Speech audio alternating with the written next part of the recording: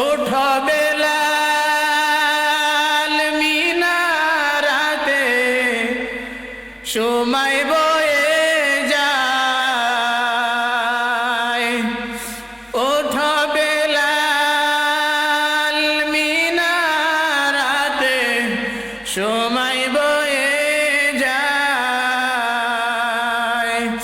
আজান দাও গো মধুর সুরে শুনতে মনে চায় আজান দাও গো মধুর সুরে শুনতে মনে চায় হযরতে বিলাল রাদিয়াল্লাহু তাআলা আনহু তার চেহারা ছিল কালো তার পুরা ভালোভাবে তার ঠোঁটটাও একটু ভালো ছিল না তার চেহারা অনেক কালো ছিল কথাটাও ভালোভাবে বলতে পারতো না কিন্তু তার দাম এত হয়ে গেল এত দাম বেড়ে গেল তিনি সম্পর্ক এরকম একজনের সাথে গড়ছেন তিনি হলেন আপনার আমার নবী আখিরে জামানার পয়গম্বর হযরত মুহাম্মদুর রাসূলুল্লাহ সাল্লাল্লাহু আলাইহি ওয়াসাল্লামের সাথে আখিরে জামানার পয়গম্বর আমাদের নবীর সাথে সম্পর্ক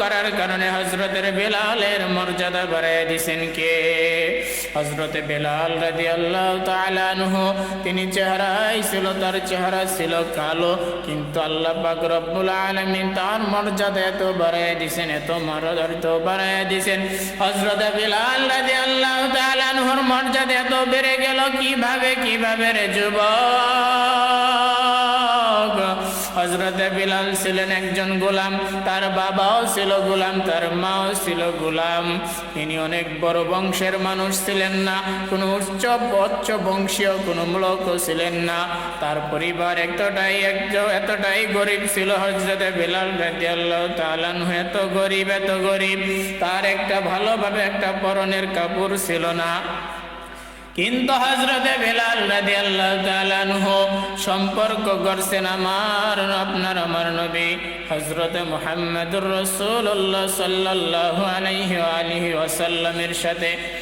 আল্লাহ পাক রব্বুল আলামিন হযরতে বেলালের মর্যাদা এত বাড়ায় দিয়েছেন হযরতে বেলাল রাদিয়াল্লাহু তাআলা আনহু রাসূল সাল্লাল্লাহু আলাইহি ওয়াসাল্লামের সাথে সম্পর্ক করার কারণে এত মর্যাদা বেড়ে গেল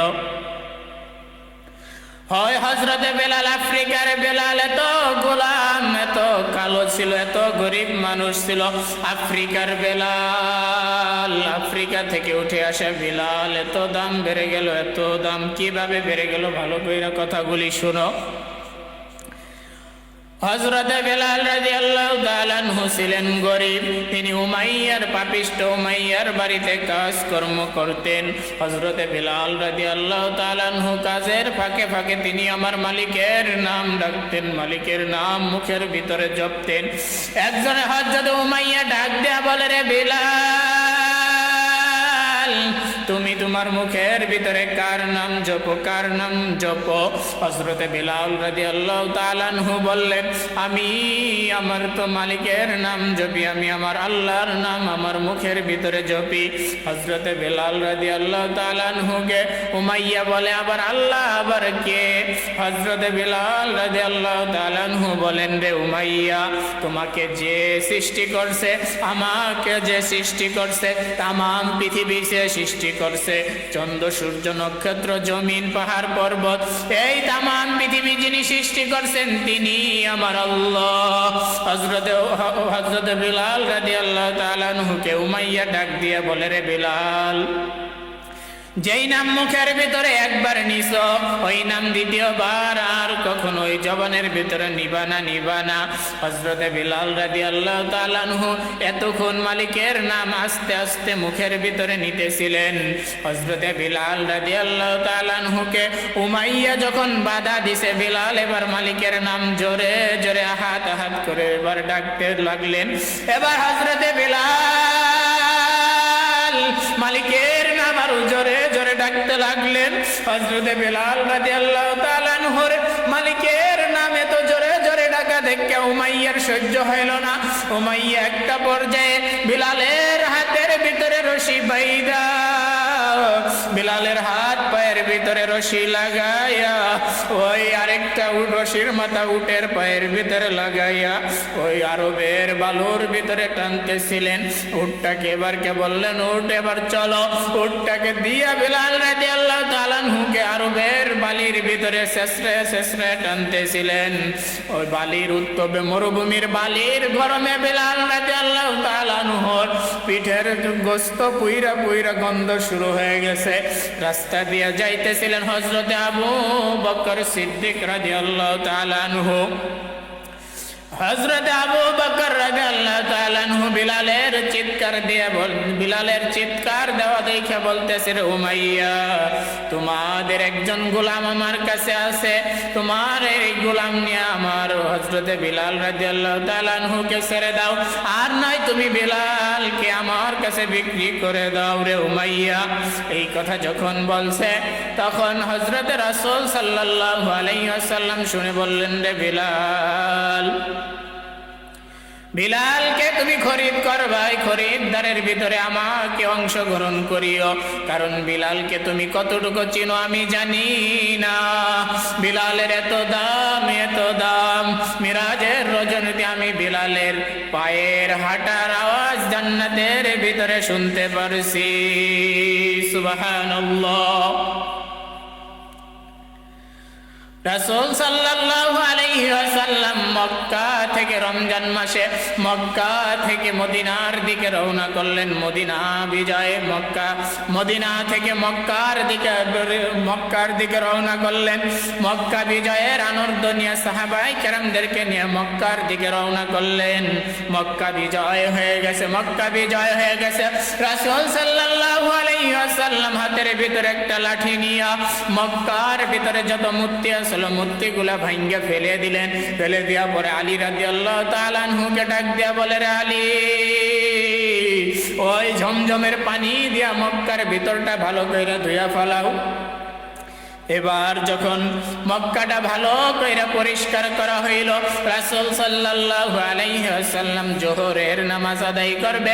মক্কা পরিষ্কার করে রাসূল সাল্লাল্লাহু আলাইহি ওয়াসাল্লাম একবার হাসে, আবার মুস্কি মুস্কি হাসে, আবার কান্না করে।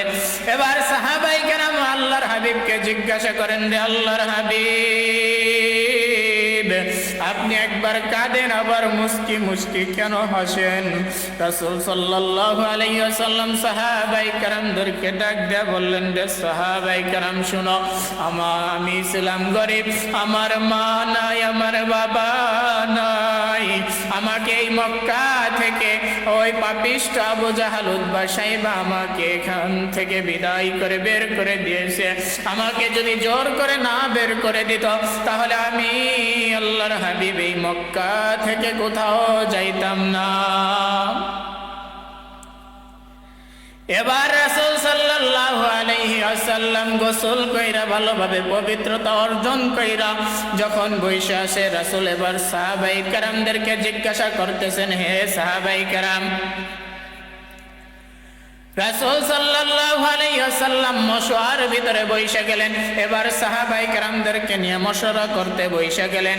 এবার সাহাবায়ে কেরামদেরকে জিজ্ঞাসা করলেন, হে সাহাবায়ে কেরাম, তোমরা বলো আজকে জোহরের আজান কে দিবে? আজকে আমাদের বিজয়ের আজান কে দিবে? তার কপালটা কতই না ভালো।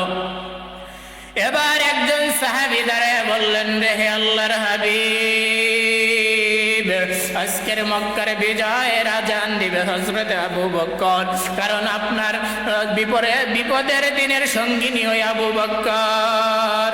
আল্লাহর হাবিব বললেন, হা আমার সাহাবী আবু বকর, আমি যখন হিজরত করে যখন মক্কা থেকে কাফেররা আমাকে যখন দাওয়া করলো, আমি তখন আবু বকরের দরজায় টুক্কা মারার সঙ্গে সঙ্গে আবু বকর দরজা খুলে দিল। আমি আবু বকরকে ডাক দিয়া বললাম, হে আবু বকর, তুমি কি ঘুমাও নাই? তখন আবু বকর ডাক দিয়া বললেন, হে আল্লাহর হাবিব, আপনি বহুদিন আগে আমাকে বলছিলেন আমাকে নিয়ে আপনি হিজরত করবেন। ওই যে আল্লাহর কসম, হে আল্লাহর কসম রে রাসূল, আল্লাহর হাবিব, আল্লাহর কসম করে বলতেছি, আপনি যেদিন থেকে বলছেন আমাকে নিয়ে হিজরত করা লাগবে, ওই দিন থেকে আমি দিনের বেলা যত কাজকর্ম করি, দিনের বেলা যতই কাজকর্ম করি না কেন, কিন্তু রাতের বেলা আমি একটা মুহূর্তের জন্য ঘুমাই না।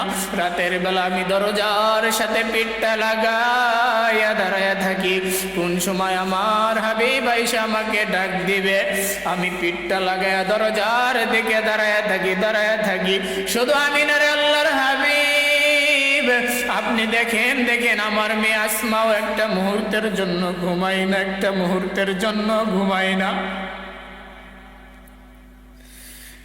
এবার আল্লাহ রাসূল সাল্লাল্লাহু আলাইহি ওয়াসাল্লামকে আবু বকর ডাক দিয়া বললেন, রে শুধু আমার মেয়ে না, আমি হিজরতের জন্য 2টা উট কিনছি, ওই উট 2টাও একটা মুহূর্তের জন্য ঘুমাই না। দেখেন ওই উট 2টাও চোখের পানি ছেড়ে কান্না করে। কোন সময় আল্লাহর হাবিব আইসা আমার পিঠের ভিতরে উঠবে। এবার আল্লাহর হাবিব সাল্লাল্লাহু আলাইহি ওয়াসাল্লাম সাহাবীকে বললেন, রে সাহাবী তুমি এবার বসো। এবার সাহাবী বসে গেলেন।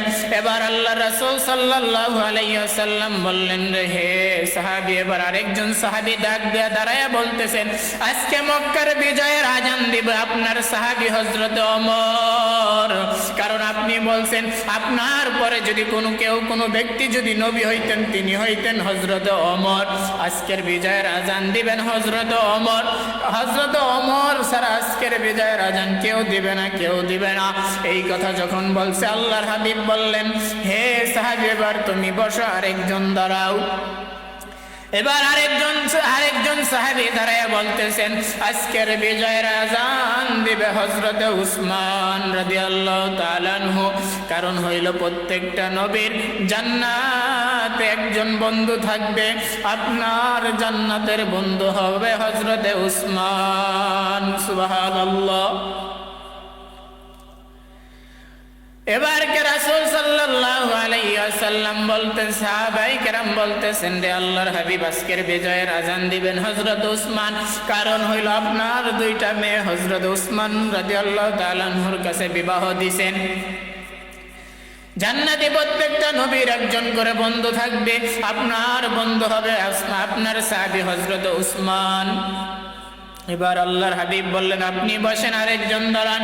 আরেকজন সাহাবী দাঁড়িয়ে বললেন, রে আল্লাহর হাবিব আজকের বিজয়ের আজান দিবেন হযরত আলী রাদিয়াল্লাহু তাআলা আনহু।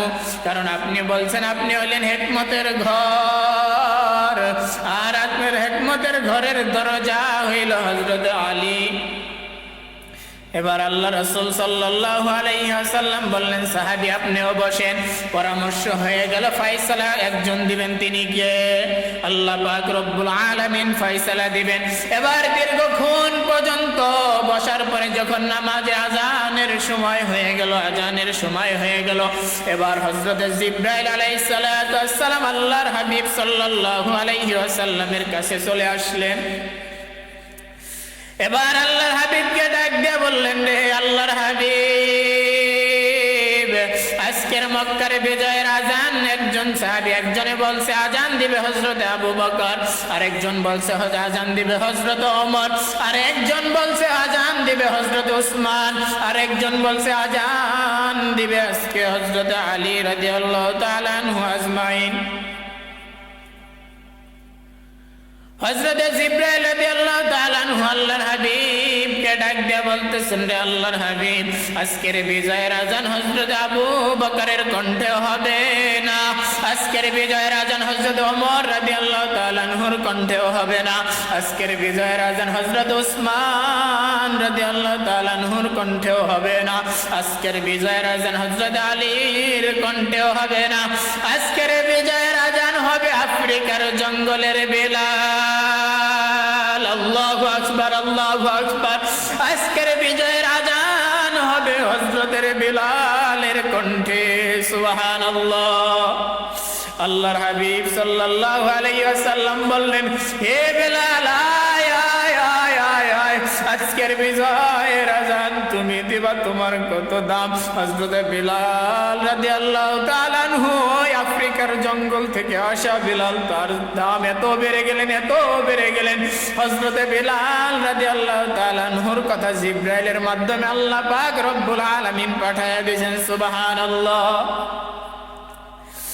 আল্লাহ রাসূল সাল্লাল্লাহু আলাইহি ওয়াসাল্লাম দুনিয়া থেকে ইন্তেকাল করার পরে, দুনিয়া থেকে চলে যাওয়ার পরে হযরতে বিলাল রাদিয়াল্লাহু তাআলা আনহু মাথার ভিতরে একটা গাঁটটি নিয়া হযরত ওমর রাদিয়াল্লাহু তাআলা আনহু মদিনার অলিতে গলিতে ঘুরে আর বলে, যে বলবি আমার নবী মারা গেছে, যে বলবি আমার নবী দুনিয়া থেকে চলে গেছে, তার গর্দান আমি রাখবো না, আমি রাখবো না। হযরত ওমর রাদিয়াল্লাহু তাআলা আনহু পাগলের মতো সুইটা বলতেছে, একটা তরবারি নিয়ে ঘুরে মদিনার অলিতে গলিতে ঘুরে আর বলে, যে বলবি আমার নবী নাই, আমার নবী নাই, আমি তার গর্দান ফেলে দিব। এর ভিতরে ওই প্রতিমধ্যে দেখা গেল হযরতে বিলাল রাদিয়াল্লাহু তাআলা আনহু মাথার ভিতরে একটা গাঁটটি নিয়া কই যেন রওনা করছে, কই যেন রওনা করছে। হযরতে আবু বকর, ওমর, উসমান, আলী তাকে ডাক দিয়ে বলেন, রে বিলাল তুমি কোথায় যাও, কোথায় যাও, তুমি কোথায় রওনা করলা? এবার বিলাল রাদিয়াল্লাহু তাআলা আনহু বলতেছেন, যে মদিনায় আমার আল্লাহর হাবিব নাই, আমার নবী নাই, যেই মদিনায় আমি আজান দিলে আমার নবীর মসজিদে নববীতে দাঁড়াবে না, যেই মদিনায় আমি আজান দিলে নামাজের মুসল্লায় আমার আল্লাহর হাবিব দাঁড়াবে না, সেই মদিনায় আমি থাকতে পারবো না, আমি থাকতে পারবো না। হযরত আবু বকর ডাক দিয়া বলেন, রে আমি বুঝতে পারছি রে বিলাল, তোমার কিসের অভাব, তোমার কিসের অভাব, কিসের অভাব? তুমি আল্লাহর হাবিবের কাছ থেকে অনেক কিছু চেয়ে নিতা, যখন যা তোমার প্রয়োজন হইতো তুমি চেয়ে চেয়ে নিতা, তোমার যখন যা দরকার হইতো তুমি আল্লাহর হাবিবের কাছ থেকে চেয়ে নিতা। এখন বুঝি তুমি চেয়ে নিতে পারবা না, এই কারণে তুমি মদিনা থেকে চলে যাও। হযরতে বিলাল রাদিয়াল্লাহু তাআলা আনহুকে বললেন, হে বিলাল তোমার কিসের অভাব, তোমার কিসের অভাব? হযরতে বিলাল রাদিয়াল্লাহু তাআলা আনহু ডাক দিয়া বলেন, রে আবু বকর আমার অভাব তুমি পুরা করতে পারবা না, আমার অভাব তুমি পুরা করতে পারবা না। তখন বললেন, তুমি বলো না তোমার কিসের অভাব? হযরতে বিলাল রাদিয়াল্লাহু তাআলা আনহু বলেন, আমার অভাব যদি পুরা করতেই হয় তাহলে আমার হাবিবকে তুমি এনে দাও। হযরতে বিলাল রাদিয়াল্লাহু তাআলা আনহু মদিনা থেকে রওনা করছে দামেস্কের দিকে। এবার হযরত ওমর, ওসমান, আলী, হযরত আবু বকর রাদিয়াল্লাহু তাআলা আনহু আজমাইন তারা সব সাহাবী তারা ডাক দিয়ে বললেন, রে বিলাল আল্লাহর হাবিব আমাদেরকে ছেড়ে চলে গেছে, তুমিও আমাদেরকে ছেড়ে যাও। কিভাবে পারলা তুমি, কিভাবে পারো আমাদেরকে ছেড়ে চলে যাবা? বিলাল রাদিয়াল্লাহু তাআলা আনহু বললেন, যেই মদিনায়, যেই মসজিদে নববীতে আজান দিলে আল্লাহর হাবিব আসে নাই, মদিনায় আমি থাকবো না। বিলাল পাগলের মতো একটা মাথার ভিতরে গাঁটটি নিয়ে দামেস্কের দিকে চলে গেছে। ওই দামেস্কের ভিতরে চলে গেছে বিলাল রাদিয়াল্লাহু তাআলা আনহু উহুদ খন্দক খুবায়, উহুদ খন্দক যুদ্ধের ময়দানে ঘুরে আর বলে, এখানে আমার নবীর মাথার ভিতরে কড়া ভেঙ্গে ঢুকে গেছিল। বিলাল রাদিয়াল্লাহু তাআলা আনহু কাঁদতে কাঁদতে দীর্ঘ 6 মাস হয়ে গেছে, কাঁদতে কাঁদতে উহুদের ময়দানে পাথরের উপরে ঘুমায়া গেছেন, ঘুমায়া গেছেন। বিলাল রাদিয়াল্লাহু তাআলা আনহু যখন ঘুমায়া গেলেন, স্বপ্নে যুগে আল্লাহর হাবিব আয়েশা হাজির। আল্লাহর হাবিব স্বপ্নের ভিতরে বিলাল রাদিয়াল্লাহু তাআলা আনহুকে বলে, রে বিলাল কতদিন হয়ে গেল, কতদিন হয়ে গেল, কত মানুষ আমার রওজায় আয়েশা আমাকে সালাম দেয়, কত মানুষ আমাকে আয়েশা সালাম দেয়, কতদিন হয়ে গেল তুমি আমার কাছে আসো না, তুমি আমার রওজায় আয়েশা আমাকে সালাম দাও না রে বিলাল। হযরতে বিলাল রাদিয়াল্লাহু তাআলা আনহুর ঘুম ভেঙে গেল। ঘুম ভাঙার পরে হযরতে বিলাল রাদিয়াল্লাহু তাআলা আনহু পাগলের মতো হয়ে গেলেন, পাগলের মতো এবার মদিনার দিকে রওনা করছেন। হযরতে বিলাল রাদিয়াল্লাহু তাআলা আনহু মদিনার দিকে রেখে পাগলের মতো সেটা একটা দৌড় দিলেন, মদিনার দিকে দৌড় দিলেন। যেই রাস্তা হযরতে বেলাল রাদিয়াল্লাহু তাআলা 14 দিনের রাস্তা 7 দিনে অতিক্রম কইরা মদিনার ভিতরে চলে আসলেন। সুবহানাল্লাহ। ভিতরে আসার পরে রাসূলের রওজার পাশে দাঁড়ায়া আসসালাতু আসসালামু আলাইকা ইয়া রাসূলুল্লাহ, আসসালাতু আসসালামু আলাইকা ইয়া হাবিবাল্লাহ বলে রাসূলকে সালাম দিলেন। এবার হযরতে বেলাল রাদিয়াল্লাহু তাআলা আনহু যখন রাসূলকে সালাম দিলেন, সালাম দেওয়ার পরে সাহাবায়ে কেরাম হযরতে বেলাল রাদিয়াল্লাহু তাআলা আনহুকে ঘিরে ধরলেন। রে ভাই বেলাল, আল্লাহর হাবিব চলে গেলেন, আল্লাহর হাবিব চলে গেলেন আমাদেরকে রেখে, তুমিও কিভাবে আমাদেরকে থিয়া চইলা গেলা, আমাদেরকে রেখে কিভাবে চলে গেলা, কিভাবে চলে গেলা।